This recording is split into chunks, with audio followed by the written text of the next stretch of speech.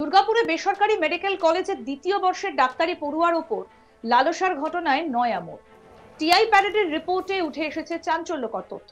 Report অনুযায়ী নৃশংস ঘটনায় ফিরদৌস শেখকে মূল অভিযুক্ত হিসেবে শনাক্ত করা হয়েছে, যদিও অন্যান্য 5 অভিযুক্ত কোনো না কোনো ভাবে ঘটনায় জড়িত ছিল বলে জানা গিয়েছে। ঘটনাটা ঘটে 2025-এর 10ই অক্টোবর।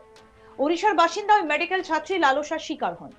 এই ঘটনায় গোটা রাজ্যে ক্ষোভের সঞ্চার হয় এবং মেডিকেল কলেজ ক্যাম্পাসে ছাত্রছাত্রীরা ন্যায় বিচারের দাবিতে বিক্ষোভে সামিল হন।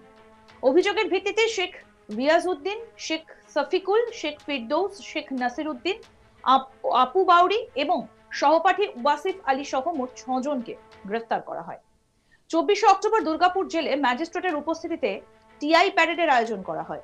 সোমবার 5 দিনের পুলিশি হেফাজত শেষে অভিযুক্তদের ভার্চুয়ালি দুর্গাপুরের উপ বিচারক আদালতে হাজির করা হয়।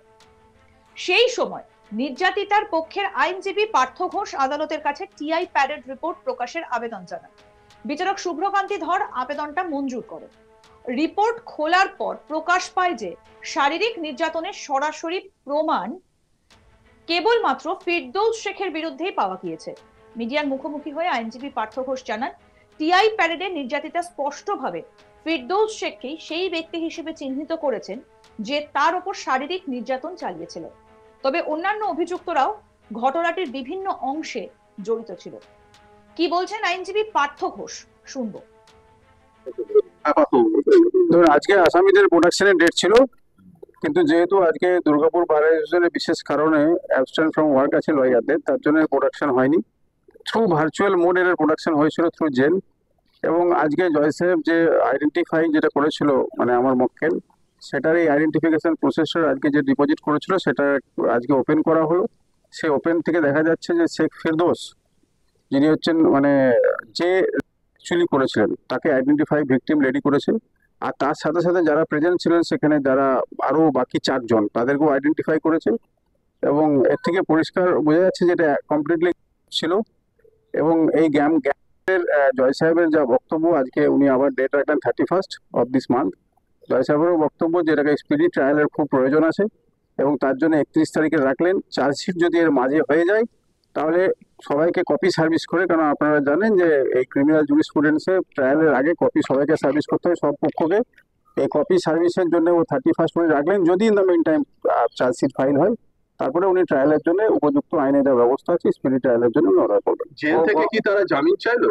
জেল থেকে আজকে ওনাদের জন্য কোনো লয়ার ছিলেন না, তো জেল থেকে ওনারা ভার্বালি জামিন চেয়েছেন। সেটা জয় সাহেব considering the gravity of the matter এটা রিজেক্ট করছেন।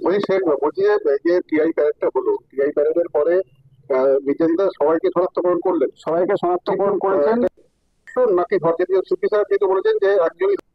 না, দেখুন আজকে আপনারা ডেফিনেশন যদি দেখেন বিএনএসএস বা পুরোনো আইপিসি ডেফিনেশন, যদি ধর্ষণ কেউ করে, যারা যারা প্রেজেন্ট থাকবেন স্পটে তাদের ধর্ষণের ওরা যা সাক্ষী হবে শাস্তি হবে, সিমিলারলি যারা প্রেজেন্ট থাকবে তাদের একই শাস্তি হবে। শেখ ফিরদৌসের ব্যাপারে কি বলছে?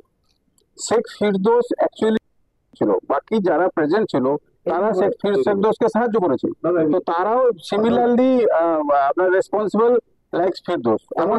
এমন নয় যে ফিরদৌস একা দায়ী মানে একা দায়ী হবে, তাকে একাই কনভিক্ট করা হবে বা তার একাই ট্রায়াল হবে, সেরকম কোনো ব্যাপার নাই। এখানে যারা যারা প্রেজেন্ট ছিল on the spot at the time of offence, একই সবাই সেম অ্যাকিউজ, এখানে আলাদা করে। আদালত এই মামলার পরবর্তী শুনানির তারিখ 31 অক্টোবর নির্ধারণ করেছে এবং তদন্ত দ্রুত শেষ করার নির্দেশ দিয়েছে।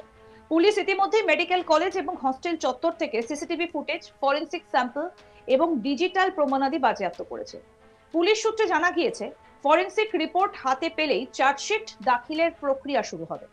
দুর্গাপুর পুলিশ কমিশনারেট এই মামলার তদন্তের জন্য একটা বিশেষ তদন্তকারী দল বা সিট গঠন করেছে, যাতে আদালতে শক্তিশালী প্রমাণ উপস্থাপন করা যায়। কি বলছেন আইনজীবী পার্থ ঘোষ, শুনবো। বন্ধুর ব্যাপারে যা স্টেটমেন্ট দেওয়া সে তো আগেই দেওয়া হয়েছে। বন্ধুর তো টিআই প্যারেড হয়নি, বন্ধু অলরেডি আইডেন্টিফাইড। এখানে টিআই প্যারেড যে 5 জনের হয়েছে সেই ব্যাপারে আজকে আপনাদের জানাবো। আপনি আগে একবার বলেছিলেন যে এটার মূল মানে মাথা, এটা মূল প্রি প্ল্যান ও সহপাঠী। না, দেখুন আগে যেটা আমি বলেছিলাম সেটা বলেছিলাম, আমি আগের স্ট্যান্ড থেকে সরে আসছি না। কিন্তু আজকে যে ইস্যু ছিল সেটা হচ্ছে টিআই প্যারেড ইস্যু ছিল। টিআই প্যারেড আইডেন্টিফাই হয়েছে কিনা, টিআই প্যারেডে যদি আইডেন্টিফাইড হয়ে থাকে তাহলে মানে ইটস এ মানে most vital thing of the investigation, এবং ইনভেস্টিগেশন যখনই কমপ্লিট হবে টোটাল পিকচারটা একসাথে আপনারা পেয়ে যাবেন যে কিভাবে চেন সার্কামস্টেন্সেস কি হয়েছে না হয়েছে। এটা আপনারা খুব শীঘ্রই উইদিন 7 days 8 days এর মধ্যে পেয়ে যাবেন বলে আশা করছি। 31 তারিখে যে পরিবেশ হবে সেটা কি ফিজিক্যালি নাকি ভার্চুয়ালি? না দেখুন, ভার্চুয়ালি যেহেতু এখন সিস্টেম আছে, অনেক সময় ইনকনভিনিয়েন্স যদি পুলিশ বা জেলে থাকে, অনেক সময় এটা ফিজিক্যালি জায়গায় ভার্চুয়ালি হয়। তো ভার্চুয়ালি প্রেজেন্ট আর ফিজিক্যালি প্রেজেন্ট দুটোর এফেক্ট হচ্ছে সেম, এর মধ্যে কোনো ডিফারেন্স কিছু নেই।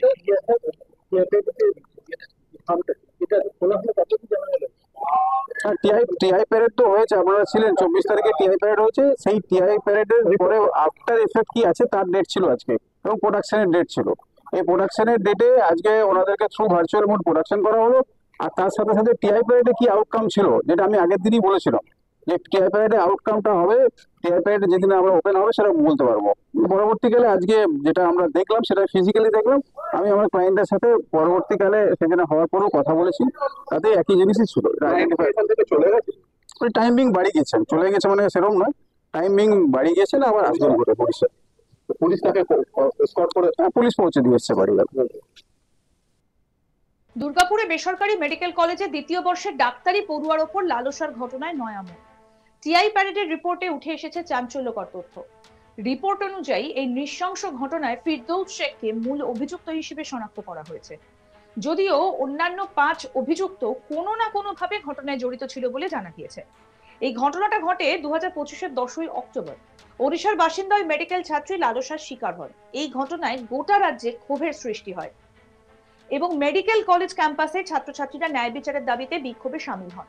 অভিযোগের ভিত্তিতে শেখ রিয়াজউদ্দিন, শেখ সফিকুল, শেখ ফিরদৌস, শেখ নাসির উদ্দিন, আপু বাউরি এবং সহপাঠী ওয়াসিফ আলী সহ মোট 6 জনকে গ্রেফতারও করা হয়েছিল। 24 অক্টোবর দুর্গাপুর জেলের ম্যাজিস্ট্রেটের উপস্থিতিতে টিআই প্যারেডের আয়োজন করা হয়। সোমবার 5 দিনের পুলিশি হেফাজত শেষে অভিযুক্তদের ভার্চুয়ালি দুর্গাপুরের উপবিচারক আদালতে হাজির করা হয়।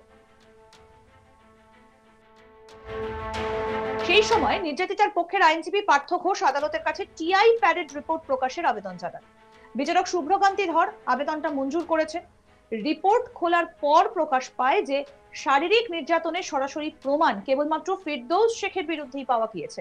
মিডিয়ার মুখোমুখি হয়ে আইনজীবী পার্থ ঘোষ জানান, টিআই প্যারেডে নির্যাতিতা স্পষ্টভাবে ফিরদৌস শেখকেই সেই ব্যক্তি হিসেবে চিহ্নিত করেছেন যে তার উপর শারীরিক নির্যাতন চালিয়েছিলেন।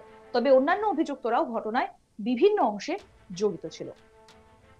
এই মামলার পরবর্তী শুনানির তারিখ 31 অক্টোবর নির্ধারণ করা হয়েছে।